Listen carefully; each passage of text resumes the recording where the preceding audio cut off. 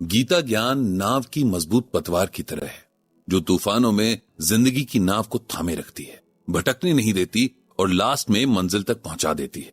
पंडित जी कभी कभी सोचते हैं कि बचपन में तो हमारे बड़े हमारे साथ होते हैं, हमें भला बुरा बताने और समझाने के लिए।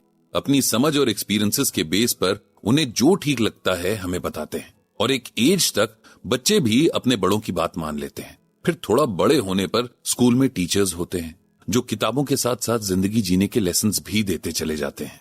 एक हद तक बड़े होते बच्चे उतना अपने पेरेंट्स की नहीं सुनते जितना टीचर्स की सुनते हैं, लेकिन असल परेशानी उस एज की है जिसमें हमें गाइडेंस और सपोर्ट की सबसे ज्यादा जरूरत होती है।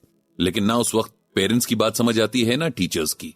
वो एज है जवानी की, जिसमें इंसान खुद को सबसे ज्यादा समझदार समझता है, और अगर कोई उसके भले के लिए टोकना चाहे तो उसे वही दुश्मन लगने लगता है।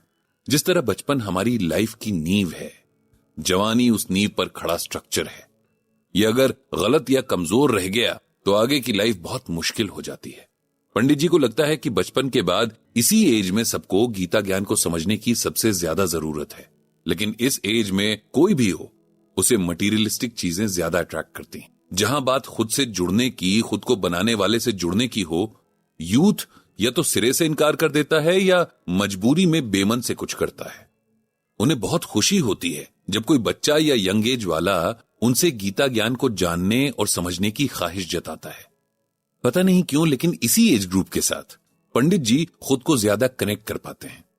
ऐसा ही मौका उन्हें एक बार मिला, जहां एक साथ बहुत सारे यंग लड़के लड़कियों से उन्हें गीता ज्ञान को बांटने का मौका मिला। एक्चुअली पंडित जी के ब्लॉग के एक रेगुलर रीडर हैं प्रोफेसर धर्मेश मोहन, और उन्होंने अपने कॉलेज के एनुअल फेस्ट में पंडित जी को इनवाइट किया था कि थोड़ा टाइम निकालकर अगर आ सकें और बच्चों से मिल सकें तो उन्हें बहुत खुशी होगी। पंडित जी ने खुशी से हां भी कर दी।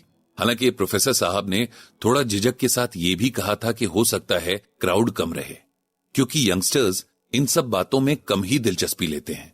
जिस पर पंडित जी ने कहा कि अगर एक भी बच्चा वहां मौजूद रहा तब भी उन्हें खुशी होगी, क्योंकि अगर एक लाइफ भी गीता ज्ञान से बेटर होती है तो ये अपने आप में बहुत बड़ी बात होगी। इस तरह पंडित जी का उस फंक्शन में जाने का प्रोग्राम तय हुआ। पंडित जी जब कॉलेज पहुंचे तो उन्हें अपने कॉलेज के दिन याद आ गए। तब में और अब में काफी कुछ बदल चुका है। पहले का माहौल और डिसिप्लिन अलग हुआ करता था, अब बदलते वक्त के साथ सब कुछ अलग है। बाकी बुजुर्गों की तरह पंडित जी इस बात की शिकायत भी नहीं करते, क्योंकि वे जानते हैं कि टाइम के साथ सब कुछ बदलता है और ये हमेशा से होता आया है। जो जितनी जल्दी चेंज को एक्सेप्ट कर लेता है वो उतना ही सुखी रहता है। प्रोफेसर साहब ने सेशन के लिए बहुत अच्छा अरेंजमेंट किया था। एक सेमिनार हॉल को सेट किया था जहां 100 के करीब सीट्स थीं, जो कि जरूरत से ज्यादा ही थीं, और माइक वगैरह की बहुत अच्छी अरेंजमेंट थी। फिक्स टाइम पर सेशन शुरू हुआ। जैसा कि एक्सपेक्टेड था, कम ही बच्चे सेशन के लिए आए थे, लेकिन जितने आए थे पंडित जी और प्रोफेसर साहब उसमें बहुत खुश थे। प्रोफेसर साहब ने सबसे पहले पंडित जी का इंट्रोडक्शन दिया, उनके ब्लॉग के बारे में बच्चों को बताया और गीता ज्ञान के जरिए स्ट्रेस मैनेजमेंट पर पंडित जी की लिखी पोस्ट पढ़कर सुनाई। इस पोस्ट में कई बातों से बच्चे वाकई बहुत इंप्रेस हुए, क्योंकि अभी तक उनके लिए श्रीमद् भगवत गीता एक बहुत भारी भरकम शब्द था, और मन में गलत परसेप्शन भी थी कि गीता जैसे महाग्रंथ को बुढ़ापे में ही पढ़ना और समझना चाहिए। शायद पहली बार उन्हें किसी ने श्रीमद् भगवत गीता को रियल लाइफ सिचुएशंस में अप्लाई करने के बारे में बताया था। जब इंट्रोडक्शन हो गई तब पंडित जी ने प्रोफेसर साहब को और वहां बैठे सभी बच्चों को थैंक यू कहा, और फिर कहा कि ज्यादा टाइम न वेस्ट करते हुए सीधे उस टॉपिक की तरफ बढ़ते हैं जिसके लिए उन लोगों ने अपना टाइम निकाला है। पंडित जी ने ऑडियंस से कहा कि वे लोग जिस भी लाइफ सिचुएशन पर बात करना चाहें कर सकते हैं।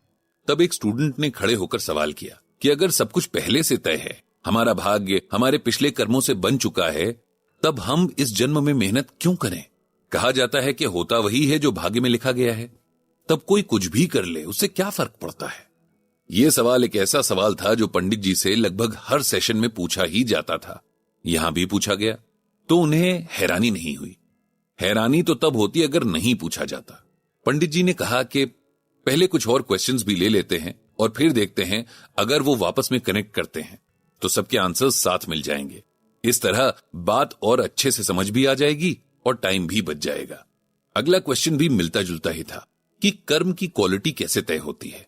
एक सब्जेक्ट पर एक ही प्रोफेसर से पढ़कर एक के बनाए नोट्स पढ़कर 2-3 दोस्त एग्जाम की प्रिपरेशन करते हैं, लेकिन तीनों का रिजल्ट एकदम अलग होता है, जबकि तीनों ने एक जैसा ही कर्म किया था। पंडित जी ने फिर उनके सवालों के जवाब देने शुरू किए। उन्होंने बताया कि इसमें कोई शक नहीं है कि हमारे कर्मों से ही हमारा भाग्य बनता है। आत्मा एक शरीर से दूसरे शरीर में जाती है और साथ में पिछले कर्मों का बोझ भी लेकर जाती है। यही कर्म अगले जन्म में उसकी किस्मत बन जाते हैं। लेकिन इंसान बस ये सोचकर नहीं बैठा रह सकता है कि अगर भाग्य में लिखा है तो मिल ही जाएगा। गीता में भगवान श्री कृष्ण कर्म की इंपॉर्टेंस को बार बार बताते हैं, क्योंकि बिना कर्म के कुछ नहीं है। पिछले जन्म के कर्मों से बने भाग्य का फल भी तभी मिलेगा जब आप इस जन्म में कर्म करेंगे। अब इसे ऐसे समझिए कि आपके भाग्य में आज बहुत अच्छा खाना लिखा है, लेकिन वो आपको यहां बैठकर नहीं मिलेगा। उसके लिए आपको कैंटीन तक जाना होगा, खाना प्लेट में डालना होगा और अपने हाथों को मुंह तक लेकर आना होगा। भाग्य बिना कर्म किए फल नहीं देता है। भगवान तो यहां तक कहते हैं कि सब कुछ अपने वश में होते हुए भी मुझे भी यानी भगवान को भी कर्म करना पड़ता है।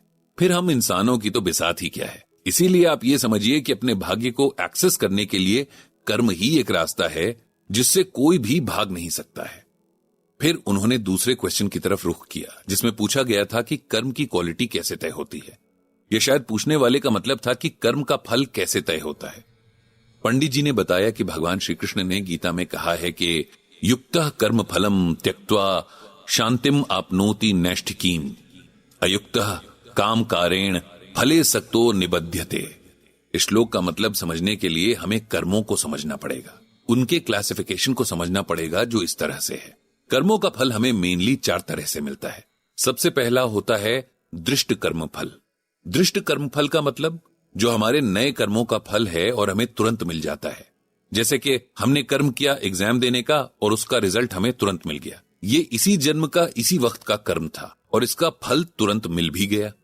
दूसरा होता है अदृष्ट कर्म फल। अदृष्ट कर्म फल में हम कर्म तो अभी करते हैं, लेकिन उनका फल हमें तुरंत नहीं मिलता। कभी बाद में इसी जन्म में या अगले जन्म में मिलता है, जैसे कि किसी अनजान इंसान की मदद करना। तीसरा होता है प्राप्त कर्म फल।